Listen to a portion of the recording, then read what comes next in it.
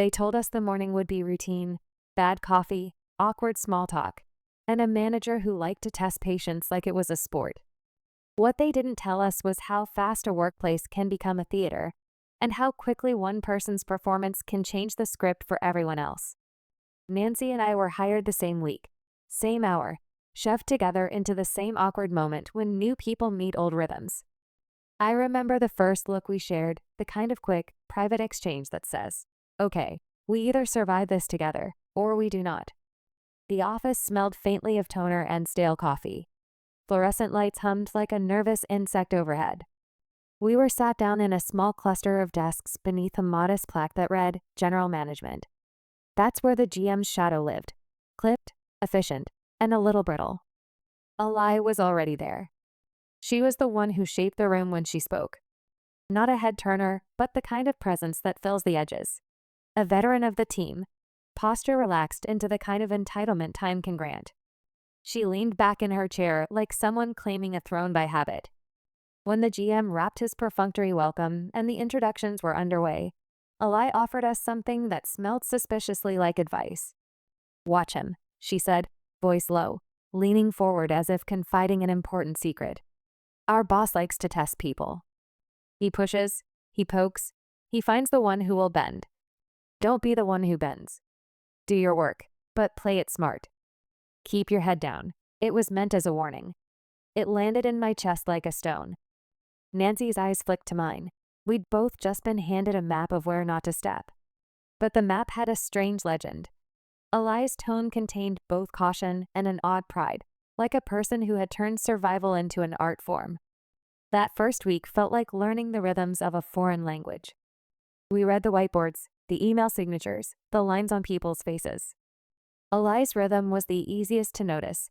She arrived early, often at 7, sat in her chair for hours doing nothing, at least nothing that looked like work. When the GM rolled in at 10, she'd leave for the coffee break that somehow swallowed most of the morning. She'd return around 1, coincide with the lunch lull, then do 1 or 2 hours of visible work before punching out at 3. She scheduled vacations that coincided with their busiest events and never seemed to get called out for it. People talked about her like you talk about a legend, a person who had figured out the loophole. Nancy and I were too new to be cynical yet. We watched with a blend of admiration and wariness. Quietly, we congratulated Alai on her strategy. Why not minimize wasted energy for a difficult boss? Why waste your life performing to unreasonable standards? It seemed, at first, like a kind of quiet rebellion, a patient subversion of a temperamental leader. But what looks like cleverness from the outside can be rust from the inside.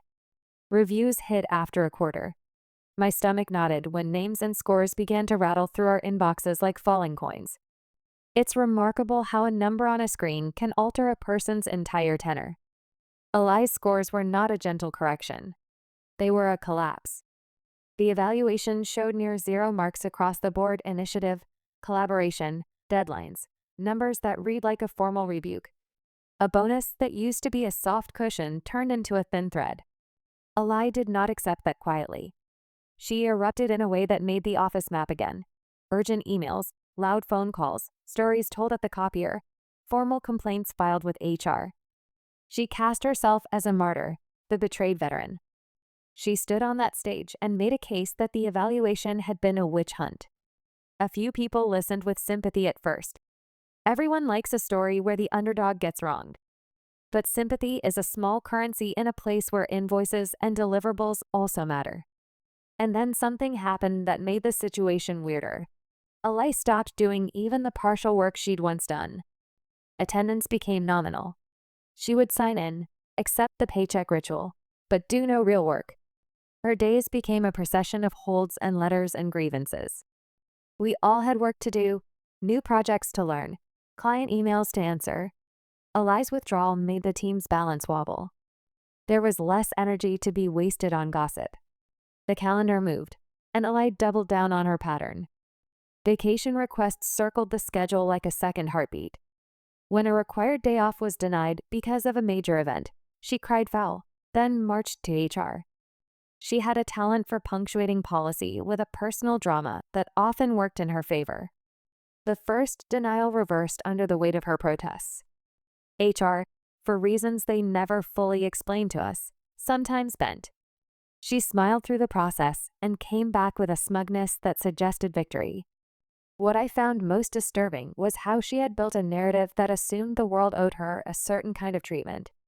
If you treat work as a ledger of favors owed, you will be surprised when the ledger demands actual entries of labor. Then HR announced a restructure. The department would split into two, Part A and Part B.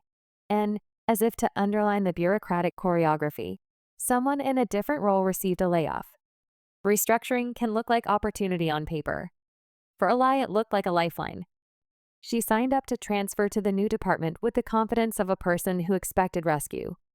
She imagined a new boss fighting to keep her, the team rallying in her favor. She believed she would be indispensable in a way that made management have to act.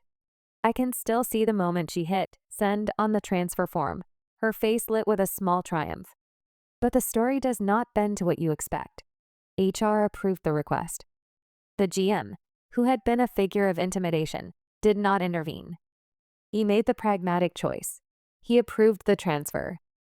Alai received the email and the roof fell in, or rather, it felt like the roof that had always been above her suddenly changed structure.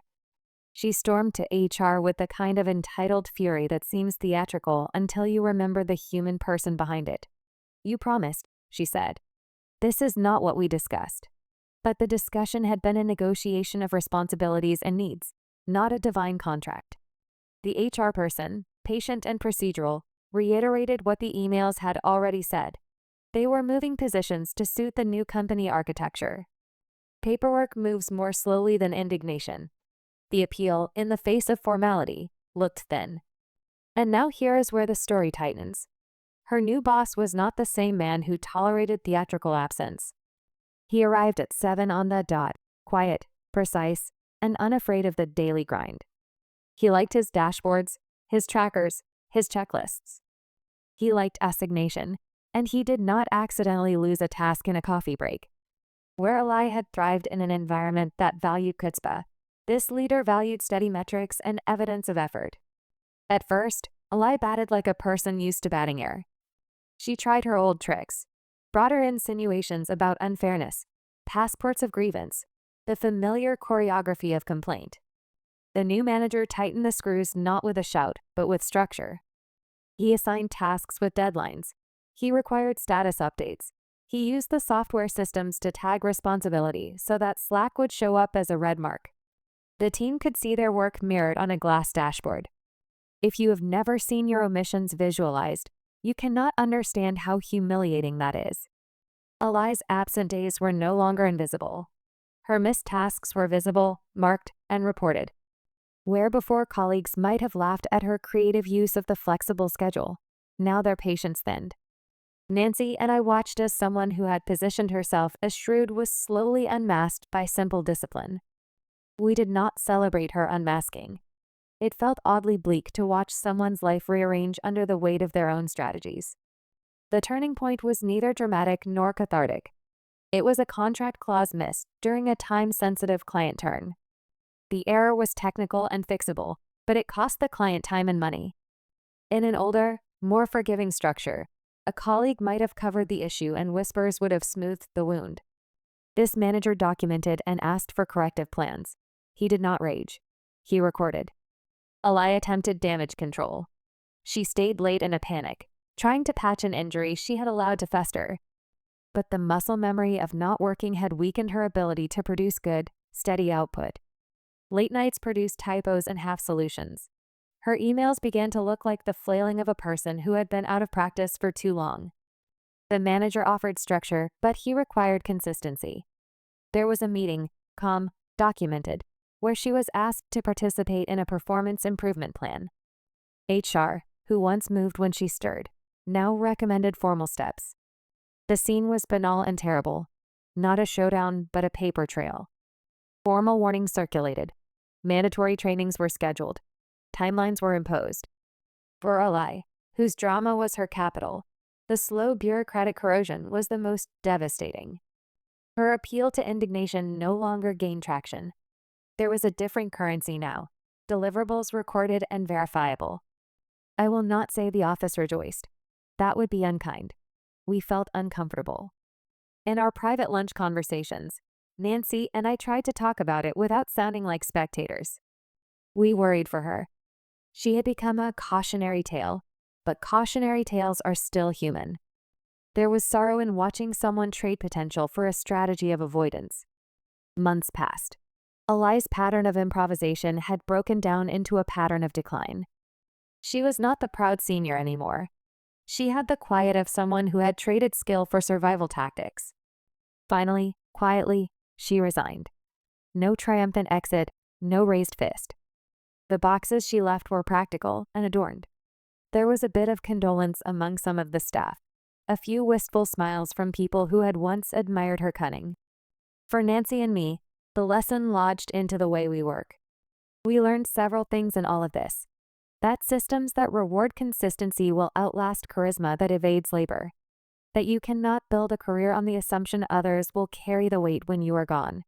And that a workplace's appetite is not for drama, but for predictable competence.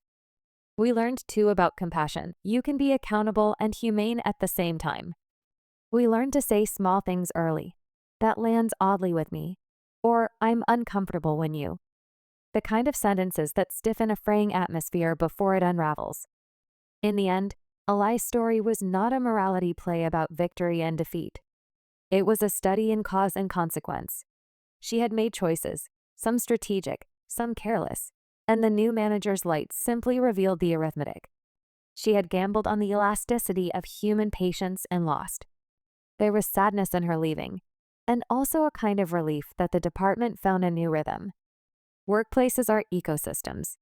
People arrive with backstories and coping mechanisms. Some of those mechanisms serve them well. Others erode the trust that binds teams together. Nancy and I, who had arrived that same week, carried a different lesson home. Show up, do the work, and state your boundaries early. It sounds almost too plain to be a lesson, but office life often rewards the plain, steady things. When I tell the story now, I start with the same small line. Watch your boss, but watch your own choices more closely.